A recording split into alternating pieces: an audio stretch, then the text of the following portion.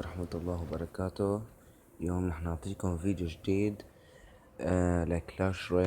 نصائح يعني مهمة كمبتدئين باللعبة. فوت على اللعبة هلا.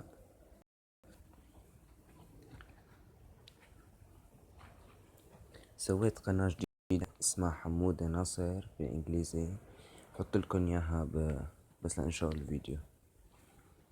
وان شاء الله فيديوهات كلاش اوف كلانس وفيديوهات كلاش رويال رح نزل نصائح او استراتيجيات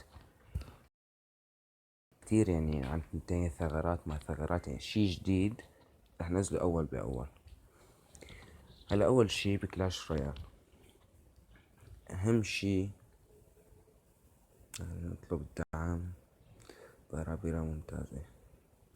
اهم شي اول ما تلعب اللعبة انه ما تصرف جواهر بنوب على الصناديق، يعني تركها مثلا 3 ساعات نهار، والصناديق الذهبية تركها مثلا لليل. وعندك كمان هون متوسط تكلفة الاكسير، يعني حاول يكون 4.6 وتحت، 4 وتحت أحسن. ومشان تطوير بطاقات مثلا هي البطاقة الفارس، أنا يعني مالي بحاجة إله، ما بطوره، أنا بطور بس إلون مثلا داعي، بطور برابر المميزون وحشد المنيوم والشغلات اللي بدي إياها. الجواهر يعني نحنا أحيانا نستخدمها إذا ما كان معنا مصاري وبدنا بطاقة معنا إياها، ساعتها هون فينا نحط جواهر. واللي عنده رصيد فيه يشتري جواهر عروض، فيه يشتري صناديق سحرية، صندوق سحري خارق 522، وصندوق سحري 87، صندوق عملاق. طبعا فيه الشي هذا فيه نادر، هاد فيه نادر وممتاز، هذا فيه نادر وممتاز، أحيانا بيطلع أسطوري طاقات هي. يسلم يوسف. طاقات الساحر الكهربائي، ماينر، لافا، سباركي، ساحر الجليد، ملكة، البرنس يعني جذع، وهيك شي. هلا بالدعم، مشان قصة الدعم انه كل ما تدعم بتزيد الخبرة بتزيد وبيعطوك يعني مصاري.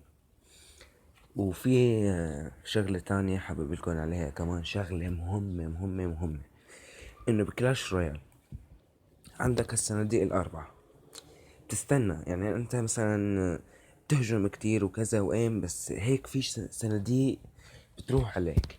يعني كلاش رويال نظمت لك جدول صناديق، انه مثلا الهجمة 123، يعني مثل هون انتصارات، الهجمة 122 عندك الصندوق الفضي، اللي بعدها ذهبي مثلا، اللي بعدها غير. هلا انت بس عم تهجم وصناديق مليانة، بقى بروح عليك هذا الصندوق، صندوق سحري خارق، صندوق سحري، احيانا صندوق اسطوري، يعني حسب الحظ.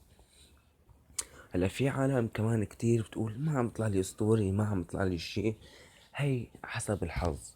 هي اصدقائي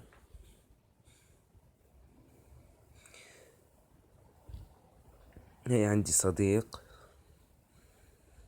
وين راح، مستواه 6 كؤوس 1600، وطلعت له بطاقة اسطورية اللي هي المقبرة. شايفين كيف؟ وهي التاني وين هو، مستواه 7 كمان، و او ما حاطط، كان عنده تنين نار، عنده هايدا تنين. طلع له بالصندوق المجاني، احيانا الصندوق المجاني حسب حظك بيطلع فيه بطاقات اسطورية، وصندوق القبيلة كمان. هلا رح اكتفي معكم بهذا الشي، و... ويا ريت تتابعوني على قناتي اسمها حمودة ناصر، رح احط لكم اسمها. وشكرا لكم كتير، والسلام عليكم.